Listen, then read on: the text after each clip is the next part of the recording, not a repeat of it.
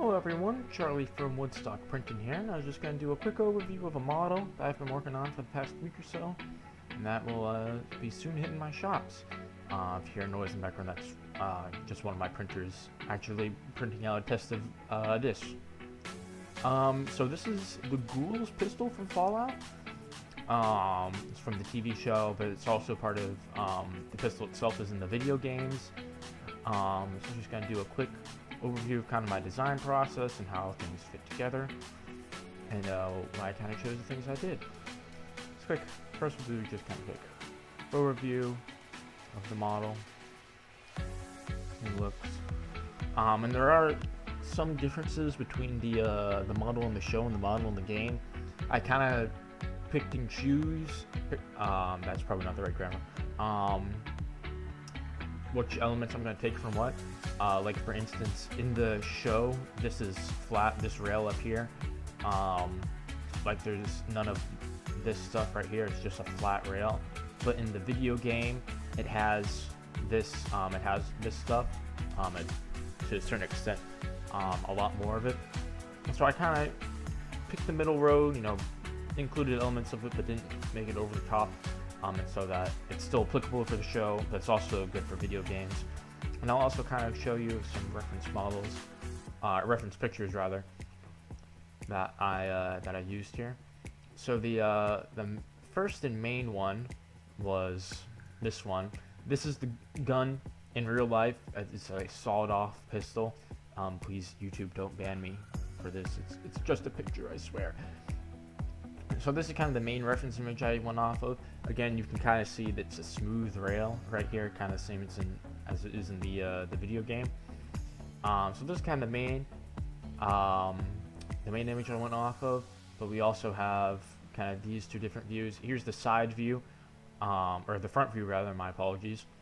And here's the side view, and you can really see that rail right here. It goes up further, and this part over here is accentuated a lot more. So I kind of picked in between, and also some look here is that you'll see this kind of cocking mechanism in other models that I've looked at. They've got this like big long one, and I don't know if that's necessarily accurate. That might be more accurate to the show. I'm not entirely positive, but from I saw it was roughly the same. So you'll see on my model, it also has this kind of Western looking cocking mechanism. Otherwise, it's another couple interesting things is that this kind of shielding bit is only on this side of the model. That's something I didn't realize at first. I had to fix a couple days ago. And I'd say definitely the hardest part of this model for me was getting this handle down. I still might do a little bit of work to it, but I pretty much like where it is right now. It took a lot of work to get it right into this shape, and to, this part as well, kind of this adapter ring took a while. Again, I think it's in a pretty good state. I might pull this bit inward more and this bit inward more, but I'd love feedback. I'd love to hear what you guys think about it. As for the magazine right here, and I have things separated by different parts, that's why you get these different yellow outlines. So for the magazine here, one thing I did is that,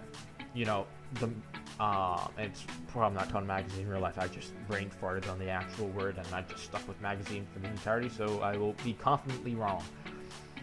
But you notice that it should have this slit right here, another slit right here, and likewise one on the bottom.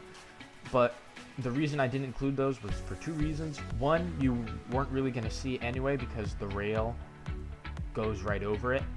And secondly, if I were to put that in, then it would make, then it wouldn't pair well with the rest of the model because in order to make it manifold, this is the magazine right here, and here's the, I'll just go to wireframe. I basically needed some overlap in between the model, and if there was this big indent, then it would have caused a lot of problems, so I just decided to omit it from the magazine because you weren't going to really see it anyway, and it just makes the print a lot more stronger and reliable. So that's why there's nothing on the top and bottom here. I did put the you know, where you would put ammunition in, because you can see that stuff, and that's not detrimental to the quality of the print. So I did put that in. Otherwise, real happy with how this magazine turned out. Again, probably not the right word, but we live. Got these indents right here, which I think look real nice. And then another thing kind of to note is that I had designed this bullet right here, and this is directly from the show. Hopefully editor Charlie will put an image on screen now of kind of my reference point, because I forgot to put it in my kind of cluster. But this is directly from the show, and you could theoretically fit this bullet inside the magazine. It would theoretically fit, except for these fins. This was a little bit of a design choice that I thought of for a while. Essentially, in order to get it fit, I'd have to put kind of these cutouts where the fins were, and that would have been fine. I would have been fine doing that. In fact, I was initially planning on doing that. But with the base, you wouldn't have been able to fit the bullet in anyway. And so I didn't see a point, and I think it would have made the magazine look weird. So I didn't put these ridges in. So if you buy the bullet add-on, unfortunately you won't be able to put it in the gun. If you guys want, I could do some redesigning and make it so that the magazine actually pops out.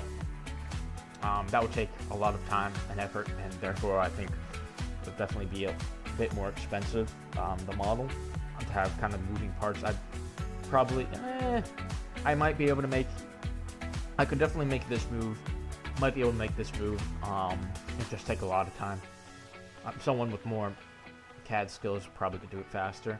But you know, I'm real happy with how this this model came out, all things considered. I think I did a fairly decent job on it. I think it's the best model I've ever designed.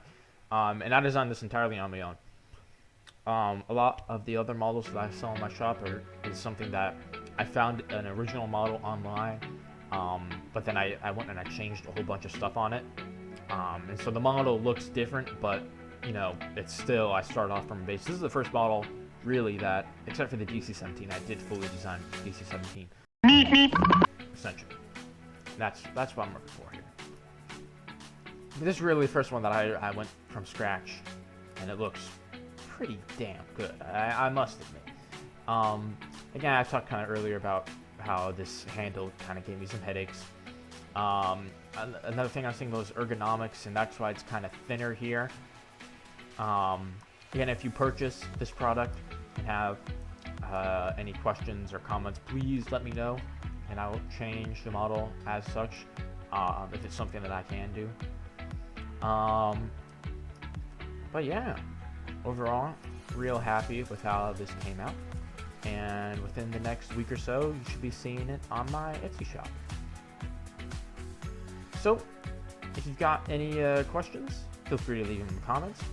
Otherwise, thank you all very much for watching. Hope you all have a splendid morning, evening, or afternoon. I think I went in the wrong order there, but that's fine. But yeah, thank you, and see you later.